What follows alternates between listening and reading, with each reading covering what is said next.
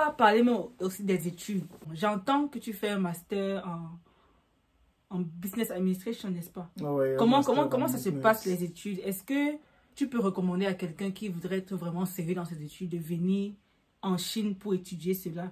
Quand on sait que plusieurs Chinois ne parlent pas vraiment anglais et puis que tu es censé étudier en anglais, est-ce que tu étudies vraiment en anglais ou bien est-ce qu'il y a des profs qui t'enseignent le chinois? Dans le fait qu'ils savent que tu ne comprends pas forcément. Comment ça se passe à l'école exactement?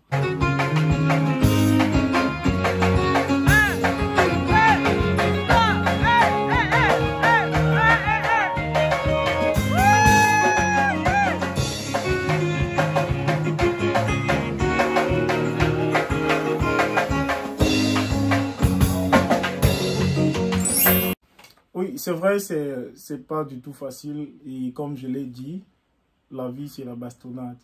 C'est pas du tout facile quand tu es en salle de classe avec un professeur qui parle l'anglais pratiquement à 20%. Non, il parle son anglais à 20%. Parfois, quand il explique même, c'est un peu difficile. Le gars te lance lui le chinois que tu ne comprends pas. Mais ça ne veut pas pourtant dire que tu vas baisser les bras. Parce qu'on est censé aller apprendre à l'école environ 30%. Le reste, c'est dans tes recherches. Surtout que moi, particulièrement, je fais un master de recherche. Ça veut dire que je serai plus basé, je suis plus basé sur la recherche. Donc, le professeur va peut-être me donner des petites bases là que moi-même j'irai à la maison pour rechercher afin de faire quelque chose de vraiment palpable. Donc, c'est à nous vraiment de nous battre. Le chinois, c'est vrai, il vient en classe, il t'explique son cours, il t'explique. Mais si tu le prends en off, tu lui demandes de t'expliquer un peu, il le fera. Parce qu'ils sont très forts dans les détails. Ça, il faut que je vous le dise. Ils sont bons dans les détails. Ils sont bien prêts sur le détail. Donc, dis que tu ne vas pas recommander à quelqu'un de venir parce que tu estimes que les professeurs ne parlent vraiment pas l'anglais, c'est trop dit. Il faut savoir chercher de soi-même. Moi, particulièrement, je peux dire que on a 2 ou 3 matières que nous n'avons pas pu faire parce qu'il n'y avait pas de professeur qui pouvait parler anglais. Mais ça n'a pas exclu le fait que moi, je peux aller par exemple sur YouTube, écouter ce cours-là, ou alors que je peux faire mes recherches pour pouvoir rattraper cette matière-là.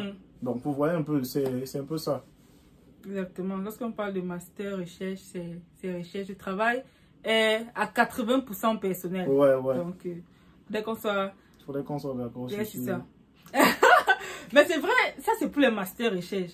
Est-ce que tu as une idée de comment les bachelors, ça veut dire ceux qui font licence, en fait, fonctionnent? Bon, peut-être on aura l'occasion, n'est-ce pas, d'en parler sur cette chaîne lorsqu'on va inviter soit Adin, soit Daniel. Aucun d'entre eux, n'est-ce pas, partage avec nous son expérience. Oui, je crois que ce serait intéressant, n'est-ce pas, que vous sachiez exactement comment ça se passe ici. Je pense que je peux un peu apporter quelque chose parce que j'ai les cadets académiques qui font bachelor qui est licence déjà, qui, en fait, ça se passe comment chez eux? Ils font BBA, Bachelor in Business Administration. Ça se passe comment chez eux? C'est vrai, il n'y a pas les professeurs chinois qui parlent vraiment anglais.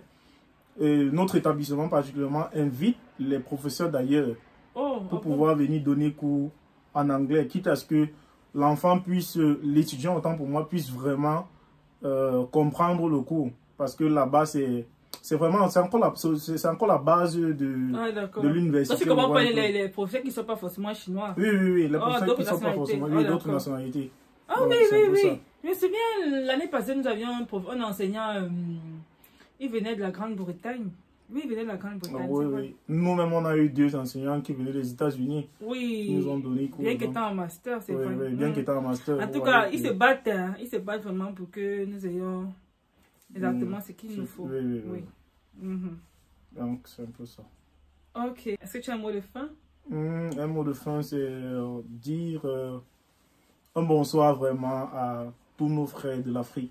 Moi, je ne vais pas seulement m'attarder sur le Cameroun. Parce que j'ai compris un truc, c'est que quand nous sommes à l'étranger, nous sommes tous des Africains. Exactement. Et on doit serrer les coudes. Donc, mes frères de l'Afrique, je vous salue et soyons vraiment forts. Parce qu'on a un gros travail à réaliser, nous tous, les Africains. Merci. Merci beaucoup Cédric d'avoir accepté l'invitation. C'est moi qui vous remercie. Merci d'avoir partagé avec ton expérience ici en Chine. Et les gars, si vous n'avez pas encore liké, likez. S'il vous plaît, likez.